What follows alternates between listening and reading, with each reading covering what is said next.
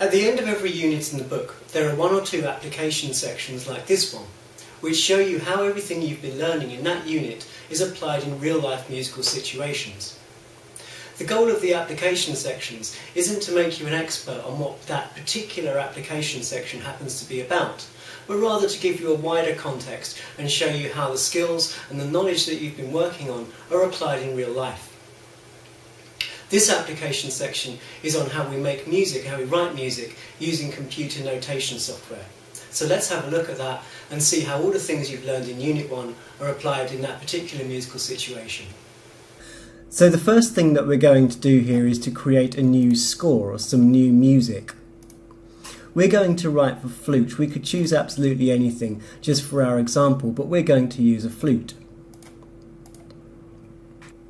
Here you can see we can choose the time signature of our music. We can use any of the time signatures that we've seen in this unit, so we can use 2/4, 3/4, 4/4, or any of the other time signatures which we're going to come across along the way. The bottom number of the time signature always has to be a multiple of 2, so your options are 2, 4, 8, and so on and so on. Here we can choose to have a pickup bar, which we looked at in section 127. It's also called an anacrusis. So if we wanted a 1-beat anacrusis or a 1-beat pickup bar, we've just got to click that box and there's our 1-beat anacrusis. If we wanted a 2-beat pickup bar, there we go, and so on. Then finally we can choose the total number of bars we want. And for now, just for our short example, we're only going to use 4. So here we have our blank music, and you can see straight away the 4/4 time signature, and that each bar already has a semi-brief rest, filling each bar entirely with rest. Up here we have the different notes which we've seen in this unit, the crotchet, minim, and the semi-brief, and lots of other notes which we haven't encountered yet. Clicking here adds a dot to a note, so we can create our dotted minims. And clicking here adds a tie to a note, just like we saw in section 125. So let's start adding some notes to our music. And you can hear the computer will play them for us as we go along. So we've put some crotchets in there. We could put a minim here at the start of the next bar. Now you can see here that I've only got 1 beat left in this bar, which is taken up by this crotchet rest. So what happens if I try and put a 2-beat note in that 1-beat space? You can see there that what the computer does is tie the note over the bar line instead, and also as we go along it's adding the correct rests for us. The computer won't let you make a mistake, so it's a really good way to learn and a really good way to try things out.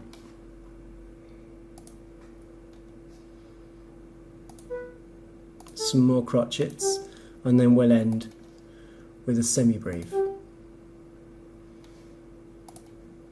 Now the really useful thing about software like this is it will also play the music back to us, so we'll be able to hear what we've written and check the rhythm is how we expect it to be. 1, 2, 3, 4, 1, 2, 3, 4, 1, 2, 3, 4, 1, 2, 3, 4. One last thing, we can also see the different types of bar line, which we looked at in section 128. We have a normal bar line, an end or final bar line, a double bar line, and a repeat bar line. So if I wanted that music to repeat, I could just drag the repeat bar line into the appropriate bar like that. Music notation software like this is really useful when we're learning music or studying rhythm, because we can enter music into the computer and see how it sounds, then tinker around with it and experiment and see what else we can create and how it looks in actual music. The notation software we use to do this application section is completely free and you can download it from the internet. Just follow the link in the links section.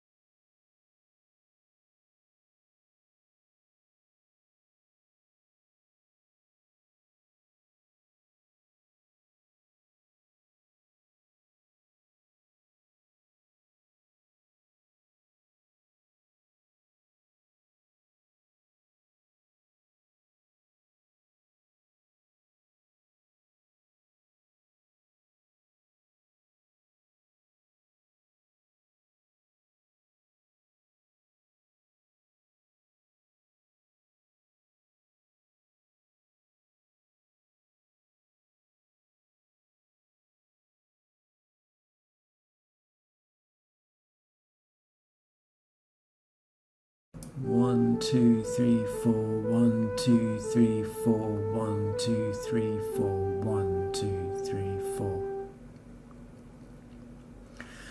One last thing, we also have the different sorts of bar lines which we've looked at in this unit. We have our regular bar line, a final bar line or end bar line, double bar line, and repeat bar lines. So if we wanted this music to repeat, we could just drag a repeat bar line into place there in the final bar.